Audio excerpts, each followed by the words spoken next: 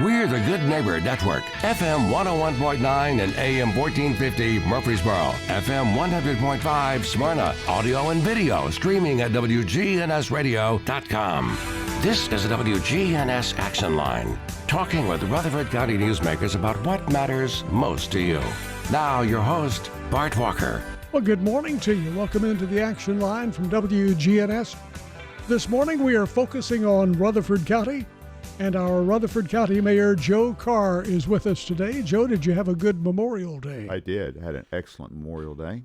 I trust yours was well. Enjoyed it thoroughly. Had the family over. We just had a ball. Yes, it was relaxing and an opportunity to celebrate and honor those fallen men and women who have given their last breath for our freedom and liberty. And I always want to be mindful of that. Very definitely. We never want to forget to do that. No, we don't want to do that. So let's look at some of the things that are on your plate these days. Sure. We got a lot on my. I don't believe the next 45 minutes are going to be sufficient, so we may just have to kind of hit the high marks, right? It's just there's a lot. Well, I understand you're having an interesting meeting this evening with the property management committee, the Rutherford County Property Management Committee, and they're looking at some capital projects. Yes, so let me explain that. So Chairman Alan McAdoo, the longest-serving member of the County Commission, I think over 40 years, and a phenomenal asset to this county and to the city of Murfreesboro. The institutional knowledge and wisdom of that man is unparalleled in local government that I've ever found. Having said that, Chairman McAdoo visits with me often, and we talk about the state of the county, and in particular with regard to the committee that he chairs, which is the Property Management Committee. And because any new project, capital project, where it involves constructing a new facility, goes through his committee. And so is Michael Smith, the finance director, Eric Hennessy, my chief of staff, and I started putting together over 2 years ago, the projects that we felt like the county needed.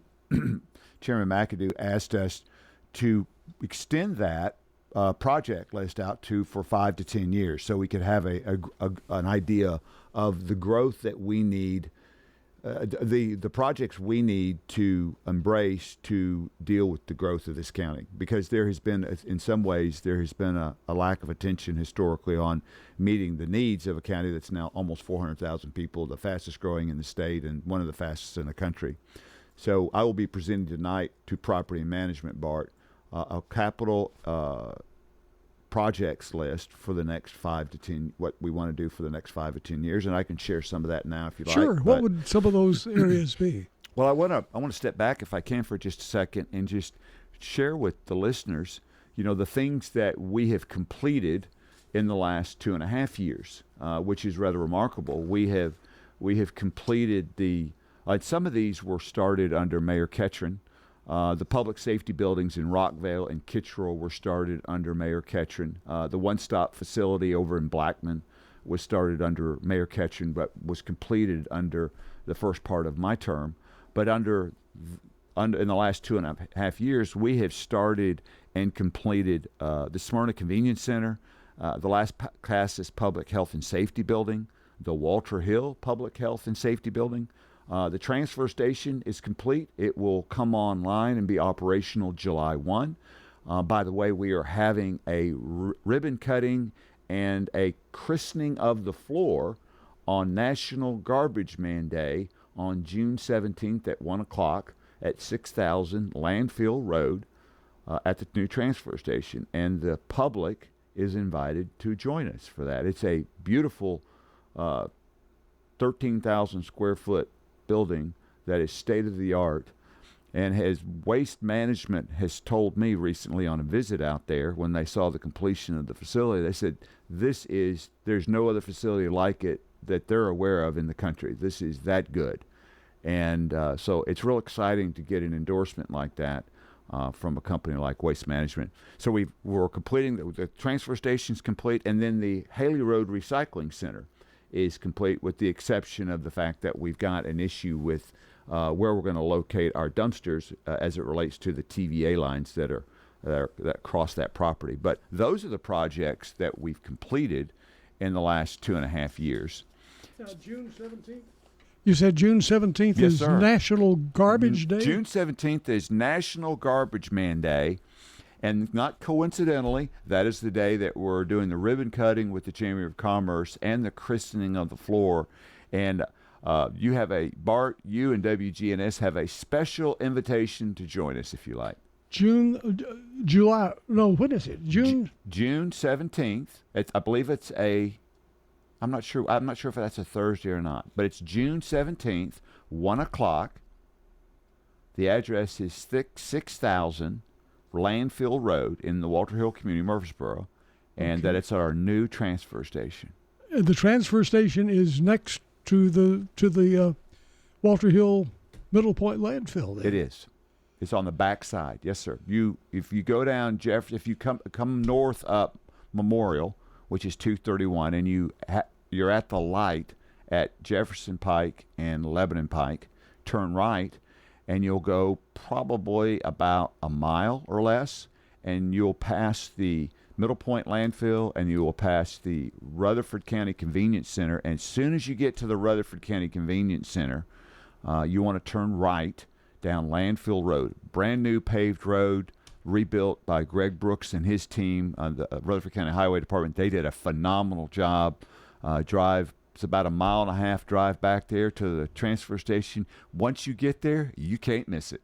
Now, with that glowing review that was given to you by Waste Management, yes, the people who own and operate, who run the Walter Hill site, right? No, sir, that's Republic Services. Okay, I'm getting confused. That's right. Republic people may get these names we don't hear every day. Waste Management is different. Okay. Waste Management is a competitor of Republic. They have landfills throughout Middle Tennessee, and our transfer station is going to take the trash from the transfer station that is brought there to a landfill site either in Marshall County or out in Camden on the West Tennessee River or up in White County. Okay. But that's for Waste Management to determine. I couldn't figure out why the competitor, the people who are wanting to keep Middle Point landfill, would say you've done a great job. Quite the opposite. Republic has done everything legally, in some cases unethically, to keep us from opening this transfer station. They really have. It's quite something. But that's water under the bridge. It's opening. What does the transfer station mean to their efforts to continue operating Middle Point? Not a thing. Not a thing. It does nothing to their with regard to the contractor host agreement we have with them that keeps them from operating Middle Point. Middle Point landfill will close according to TDEC, Tennessee Department of Environment and Conservation. The Middle Point landfill will close just like any other landfill will close when it is full or if it is sufficiently in non-compliance. It's, according to TDEC, sufficiently in compliance, even though they get findings all the time, but they will stay. Our anticipation is they will stay open for as long as they can until they are full. And then when they are full, they will have to close. And so they're getting, every day that more trash is deposited at Middle Point, it gets fuller and fuller. And at one day, it's going to be completely full. And that day is coming sooner than later. Let me ask you this. Yes, sir. You talk with them on a regular basis. As a matter of fact, I don't. Okay. I haven't They haven't called me in quite some time, and I do not know why. You would think that Republic, who wants to stay here, would try to keep a conversation or relationship going with the county mayor, but they have intentionally done the opposite. Now, if they really got into recycling, taking things that are brought to the landfill and turning them into something that can be recycled and sell it for something, would they would continue bringing in money, plus they would continue to be able to use the landfill. Would that extend the life dramatically? Yes, it would, but Republic has no significant recycling investment in Middle Tennessee. None. As a matter of fact, their recycling center, their closest recycling center, as I understand it, is in Memphis, Tennessee. Waste Management, on the other hand, has a state-of-the-art, brand-new recycling center in Nashville. As a matter of fact, Rutherford County does a pretty good job recycling, and our solid waste director, it's funny we're talking about this because our solid waste director, Bishop Wagner, texted me this morning, and this is funny because he sent me, I'm going to read this text. I don't think he'd remind me reading. He said, year to date, our recycling program has netted over $15,000 back to the county. This is after we pay for our single stream and e-scrap. So, in other words, our recycling with partnership with Waste Management absolutely is a revenue generator back to the county. And all we want to do is break even. We just don't want it to recycling to cost the taxpayer money, if that makes sense. That's our goal. So Bishop has done an outstanding job with that business model, and the transfer station, Bart, and the partnership with Waste Management, who has a recycling facility in Nashville that we utilize on a daily basis. That partnership is going to give us the leverage to recycle more and to keep accelerate the growth of diverting trash out of landfills, wherever that landfill is. Now, we keep hearing about how much it will cost the individual residents, businesses, who right now don't pay any tipping fees, things of that sort, to use the Middle Point landfill. That is not a correct statement, though. Okay, well, it's what I've been hearing. Right. I don't know any different. I know, and I'm not sure how that myth got out there. But number one, Rutherford County residents pay a tipping fee unless your trash is picked up by Murfreesboro, which does charge you about I don't know what the charge is on your water bill, but you pay a pickup fee for that. But Murfreesboro trash doesn't have a tipping fee. Rutherford County trash that is brought to the convenience center doesn't have a tipping fee. But if you add up all the tonnage of Murfreesboro's trash that's not tipped and the Rutherford County portion that's not tipped, it's less than 100,000 tons a year. That's 100,000 tons out of 450,000 tons of trash produced every year. So there's another 350,000 tons of trash every year that has a tipping fee associated with it. So from Rutherford County. We're just talking Rutherford County. So we're talking about 20% of all trash, or 80% of all trash generated inside the county has a tipping fee associated with it. So there's this myth that Rutherford County doesn't pay a tipping fee. Well, that's true for 20% of the trash, but not the other 80%. But you said that we pay a pickup fee to the city if you live in the city. Right. But if you're living in the county and you said the county takes it, I didn't know the county had any garbage trucks. Oh, no, we do. We got a fleet of garbage trucks. We have 14 convenience centers, and those 14 convenience centers, last year there was 36,700 tons of trash that went through the convenience centers. Every one of those convenience centers has, those boxes that you see at the convenience center are emptied, and they're taken to Middle Point. Now, the cost to man the convenience centers, have the driver pick up the boxes from the convenience center, take it to Middle Point, that's an $8 million enterprise that it costs the property taxpayer. So if 1 penny on a property tax rate is $1.5 million, Bart, you're probably looking at 4 pennies, 4 cents. So there's absolutely a cost associated with transporting your trash to Middle Point. The fact there's not a tipping fee associated with just 20% is just a fraction of the equation. Now, would there be a difference in expenses if we look at the total picture, put the dollars all together, and if we took it to Camden, Tennessee, which is pretty far away? Well, we don't care where they take it. So once the county's trash is at the transfer station and loaded on a Waste Management MBI truck, it's no longer our trash. It's Waste Management's. I don't care where they take it. We have a contract for them to load the trash out of the transfer station into a truck. We have a contract with them to haul the trash in sealed containers, not these open tops that Republic uses where the trash blows out of the top of the trailer. These are sealed cylinder containers so the trash can't come out. And then so they load it, they haul it, and then they dispose of it at a landfill. We have a contract price per ton for them to do that. So I don't care where they take it. Interesting. 615-893-1450. Text us your questions dealing with Rutherford County government. It could be the landfill. It could be any of the things that we're talking about this morning. Public safety buildings, boy, they have come in handy. Yeah, and we're going to talk about the projects that we've got that we want to initiate in the next segment, if that's okay, Bart. Very definitely. Several projects that are important to the county. Our County Mayor Joe Carr is our guest this morning. We'll be right back. Stay with us.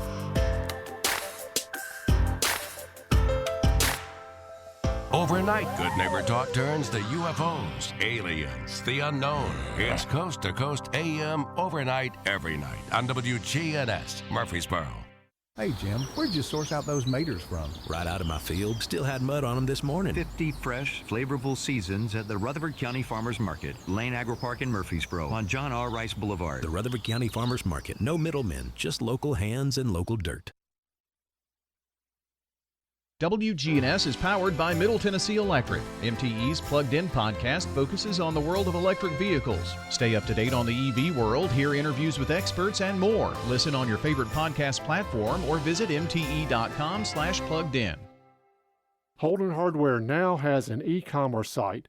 Go to doitbest.com/Holden-hardware and shop all the items in our warehouse. You can have them shipped directly to you, or most items can be shipped for free to Holden Hardware for pickup. Shop with us in person or go online to doitbest.com/Holden-hardware. One more time. doitbest.com/Holden-hardware. This is Peter Demas, and our family is inviting your family to come eat with us at Demas's Restaurant. Demas's has had a bar when we opened 35 years ago, and we've done the exact same thing with our bar menu that we've done with our food menu. We get higher quality items, higher quality cocktails. Again, some people just want a drink with their meal, where they might be able to get a drink to complement their meals. You need to check it out, so come on over right now. Demas's Restaurant on Northwest Broad Street. We really focus on value.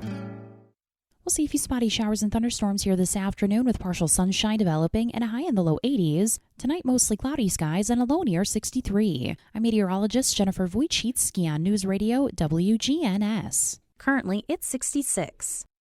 Looking for a lift kit for your truck or Jeep and need the right experts to install it? Look no further than Tire World in Murfreesboro, Smyrna, and Laverne. Tire World, we keep your family rolling. Middle Tennessee football and basketball games are right here. This is Chip Walters on Rutherford County's Blue Raider Station. MTSU Sports on WGNS. Welcome back. We are focusing on Rutherford County this morning. Happy birthday to Richard Dillon. Richard is the winner of the Slick Pig Banana Pudding. Boy, he's lucky today. Happy birthday, Richard. Also, our good neighbor of the day is Beverly Johnson. Beverly has dedicated over 40 years to educating our young people, serving half of that as assistant principal at Black Fox. She's retiring and certainly will be missed. She's our good neighbor of the day today, receiving flowers from Jenny Harrison and the family at Ryan Flowers Coffee and Gifts. I would say that's more than a good neighbor. I think that's an extraordinary neighbor. Extraordinary neighbor, very definitely. I tell you, we are so fortunate. Our whole community is blessed with wonderful people who really care about each other. It is, as the mayor, I can tell you, I get the greatest privilege that I have is interacting with the Rutherford County public employee workforce. They, and whether it's the RCS, the school, Rutherford County school system, the Murfreesboro school system, the city workers of Murfreesboro, Smyrna, Laverne, and Eagleville, and of course is the Rutherford County workforce. They are phenomenal. Definitely. And something that goes in. I'm going to run on a little tangent here, Bart, because I'm going to brag on them for just a second, if you don't mind. but I get kind of emotional about this because I was the assistant commissioner for TDEC for admin, so I oversaw a large organization there for about a year and a half. I've been the CEO of a large engineering company, so I know what it is to be at the helm, if you will, of a large organization, both in government and the private sector. And I'm going to tell you something. The Rutherford County workforce is at the pinnacle of all of that. And it's a testimony to the team that I've been able to assemble together, that since I've been mayor, we have not been sued. That's kind of a... That is unbelievable. Have not been sued. That is a true statement. I have not been sued. And what is even more important and impressive, I have not had to ask for the resignation or termination of a single county employee. They're all doing a good job. They're doing a phenomenal job. And I think it shows that when the word says, and I really mean this, a people without vision will perish. And so as a leader, as one of the leaders of this community, my not sole responsibility, but my number one priority is to create that vision and articulate and communicate that vision to the team so they can go, yeah, I want to get on board with that. I want to be a part of that. How can I contribute? Or if they don't, they can come to me and say, Mayor, I can't get on board with that vision. That's okay. Let me help you find a place where you can get on board with that vision, whatever that is. So if you can't work here, that's okay. That's not a good or a bad thing. It's just that's your thing. Let me help you find a place where you can thrive and succeed and prosper and grow. I wish it were here, but if it's not, let's find a place where it is. And that mentality, just constantly articulating that mentality, I think has made Rutherford County has made it a phenomenal place to work, and it's demonstrated by our attrition rate is really, really low right now. We don't have people leaving the workforce. We have people wanting to come here. We have more applicants for job openings than we've ever had, and we have fewer openings for jobs right now than we have ever had. And it's a testimony that when you pay attention to culture, when you pay attention to how you're leading, and making sure that it's collaborative with your teammates, it's a good place to work, and people enjoy it. That's a phenomenal workforce. You offer some great services. One of those kept popping up with these tornadoes that were flurrying through the area over the past few weeks with the public safety buildings. They were built as storm shelters. Yeah.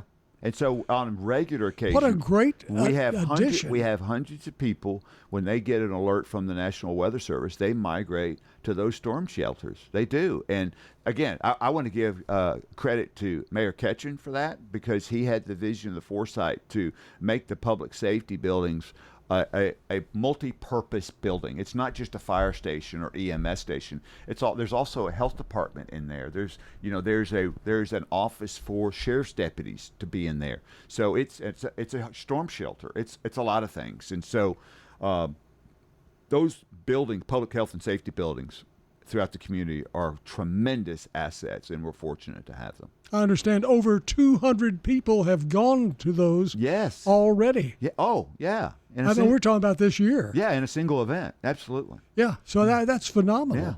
Yeah. But you picture people who are in mobile homes or in a home that's not secure as they would feel it should be to the ground. Yeah.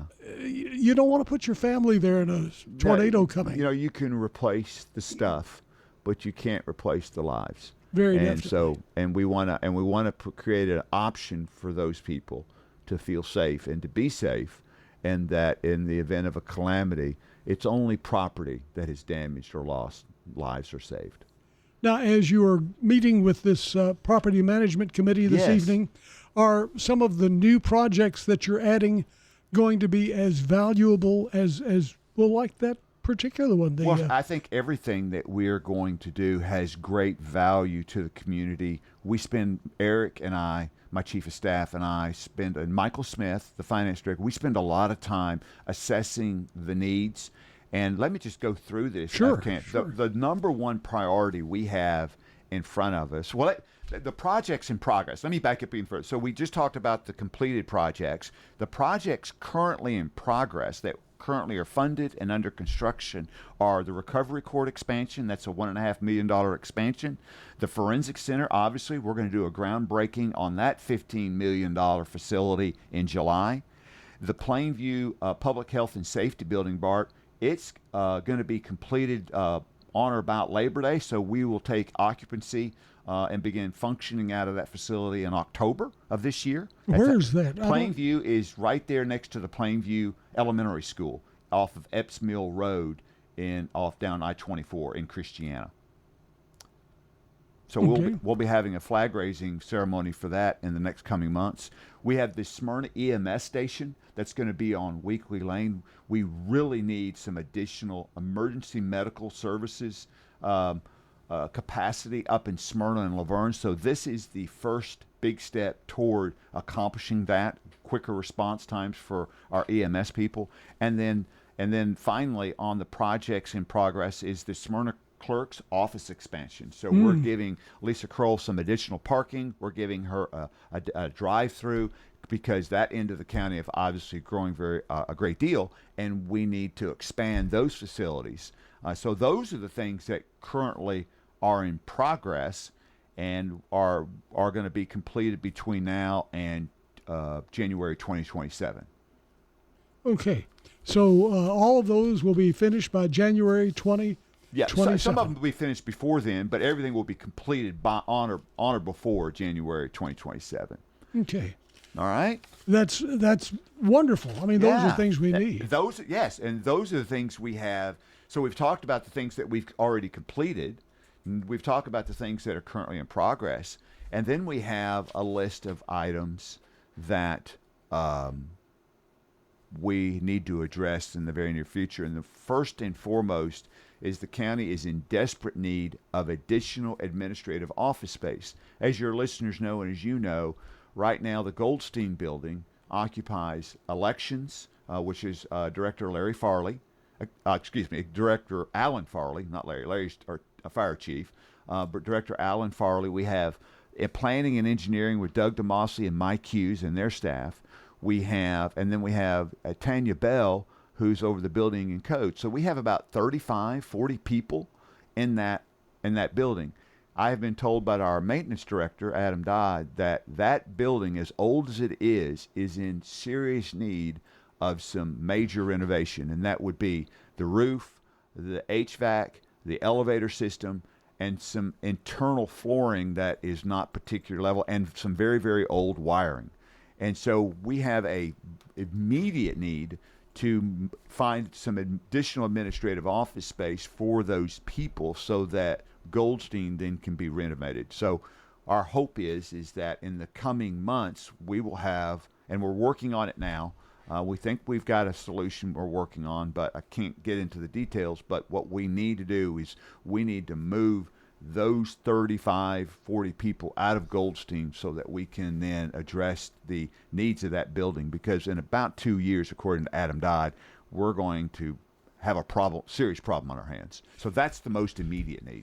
We have a text here from a listener, and it sort of fits in with what you're talking about right now, some of the older facilities creating problems. Yes. This one is dealing with the courthouse itself and the use of the public restroom facilities on evenings when there's, First Friday, things of that sort. The marketplace, Saturday marketplace. It's going to be sort of rough going around up there, but no place to go to the restroom. So when you have thousands of people, okay, so let's step back. The courthouse was built in 1859. It's one of 6 antebellum courthouses left in the state of Tennessee that predate the Civil War. It's a historical monument, and the plumbing in that facility is very, very old and very fragile and was never designed to be an event venue. It has been an event venue for some years, and that has accelerated the deterioration of that building, especially the mechanical systems and the plumbing. literally after every event on the square, whether it's Friday Night Lights or a farmer's market Saturday morning, the hundreds and hundreds of people in a matter of just a few hours use those facilities, and those facilities were never designed for that kind of abuse. And so literally on Monday mornings, we have had occasions where people have used the restroom on the second floor, and the toilet overflowed, ran all weekend, and flooded the first floor. We have had literally raw sewage back up because somebody flushed something down a toilet that they knew would stop up the toilet. And so it has become chronic, and it's my primary concern is that historical landmark. I regret that we had to take this step. I know it's a horrible inconvenience, but quite honestly, I didn't think I was left with any choice. That building is 156 years old. You obviously have done the math. I just did. So I just know it was built in 1859 according to that's 166. That's 166 yeah, then. I would have to get my calculator out for that. Okay. So it's old. It's old. And to the same way with the Goldstein building. I mean, it's not that old, but it's old too. It's old. So to make these usable. Yes. By the public. Yes. And relevant. And relevant. There are going to need to be some changes in both of those buildings. We can't close them up. No, like that. and I think what also remember the whole idea of opening the courthouse on the weekend so people could use it as a restroom. And then we had created some serious security concerns because remember the mayor's office is there, the finance department is there, and so there were some serious security concerns as well. We've had many occasions where over the weekend, the homeless population will sneak in, go up to the second floor, and lay down between the benches up in the county commission hall or on the third floor in an effort to spend the night in the courthouse over the weekend. Well, that's a security concern for my office and the finance department and the trustee's office.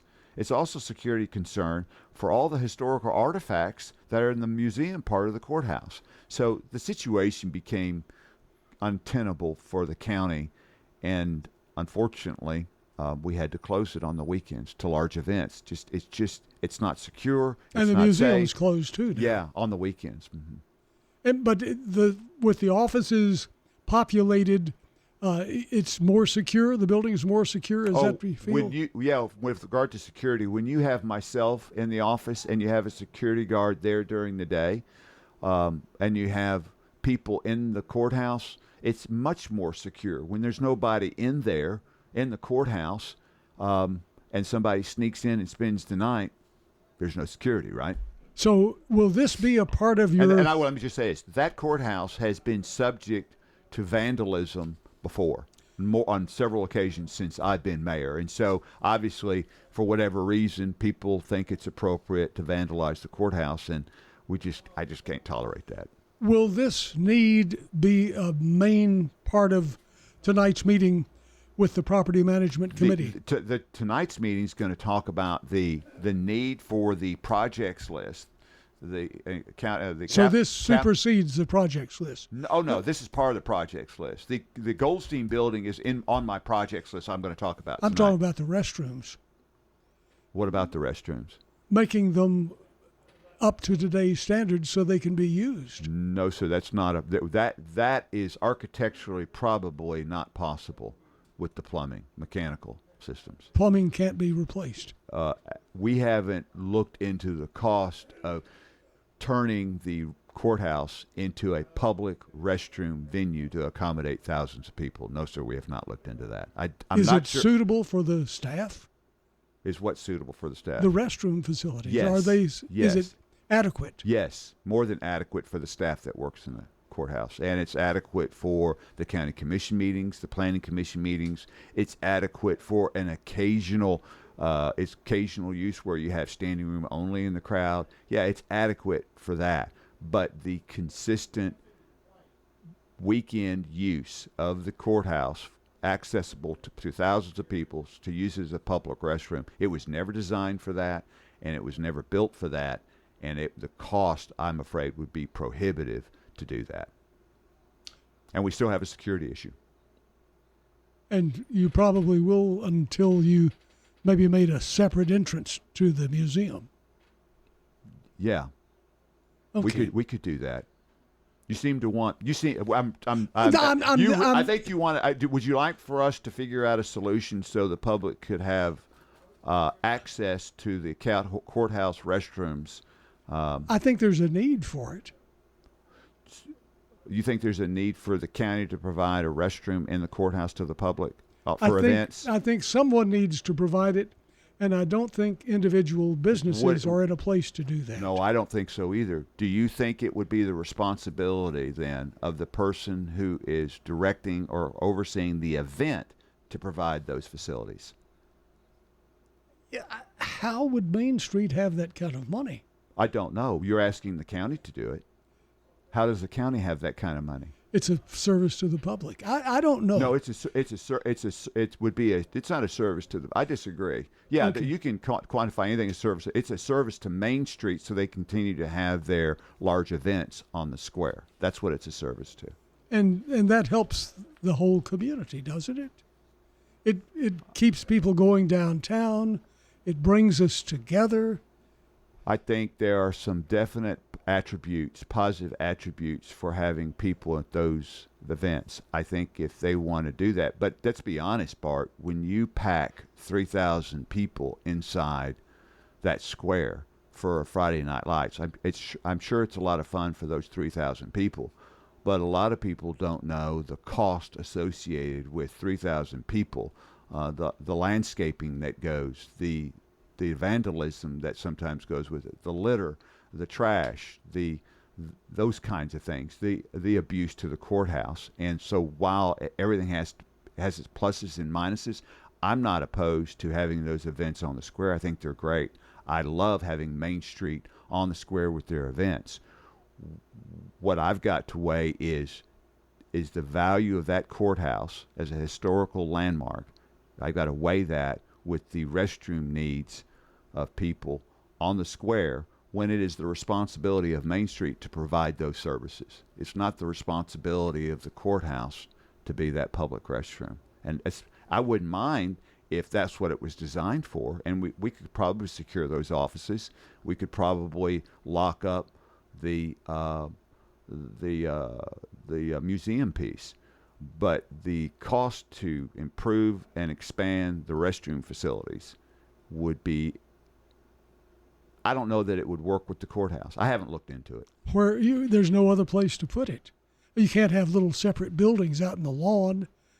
You used to have them below the building. So let me ask you a question. Why is this solely the responsibility of the county? Why isn't the city and Main Street taking some responsibility here? Well, maybe all of you can work together. Maybe, but you have to have a location, don't you? We do. We do have to have a location. Where else would it be? I don't know. It needs to be where the events are. Well, true, but why does it? Are you aware of where the county and the city begin and end on the square? No. Okay, so do you? Yes. Oh, absolutely. The inner parking lot, that's county. That sidewalk between the inner parking lot and the outside parking lot is literally the county. That's where the city begins. So the city has the responsibility of the square from the inner circle on out, and so the county only has the jurisdiction over the courthouse itself, the courthouse lawn, and the sidewalk surrounding the courthouse lawn. That's all.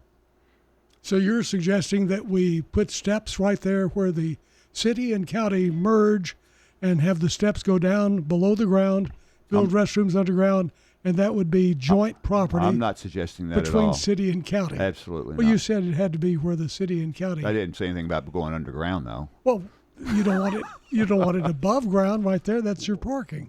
Well, I don't care where the city wants to put it. They can put it anywhere they like. I'm just struck by the fact that this seems to be the sole responsibility of the county to to accommodate large venues on the courthouse that the courthouse was never designed to accommodate. This is a relatively recent phenomenon. These events on the square, these regular events on the square, are relatively new. I love them. I want them to stay. It keeps our community together. You go to other communities, with the courthouse on the square. Some of them have them, most of them don't. But they don't even know what the downtown square is. They don't even know they have a square. Newcomers to the area. That's correct. Don't. This at least brings the newcomers downtown, and they say, hey, there's stores, there's restaurants. You introduce the old with the new. So the beneficiaries of this, I love this. Is a great discussion. Okay. I'm enjoying. And we're almost out of time. I know, but I love this because it's talking about the beneficiary of having these events downtown, according to what you're saying, and I agree, are the shops downtown. They're the beneficiary because they get increased traffic by which to transact commerce, right? They're the beneficiaries, aren't they? Yes. Of these events, Right. whether it's the farmers market or Murfreesboro Lights, whatever. Well, if they're the beneficiary, shouldn't they be the ones then accommodating the restroom needs of those who are patronized? No, they should not be. No. Well, why because not? Because if they're the beneficiary. It's very simple. Okay. This is why we have a county government and a city government. You oversee all of us and help all of us. Otherwise, there's no need for a city government or a county government. You need to get together. Well, I would say we're out of time. We are. And on that note, we disagree. I don't think it's my responsibility to accommodate people. I think it's to provide services and protect their civil liberties. Thank you so much for joining us. This has been enjoyable. It has been good. Very good. Have a good day. Thank you, Bart. God bless.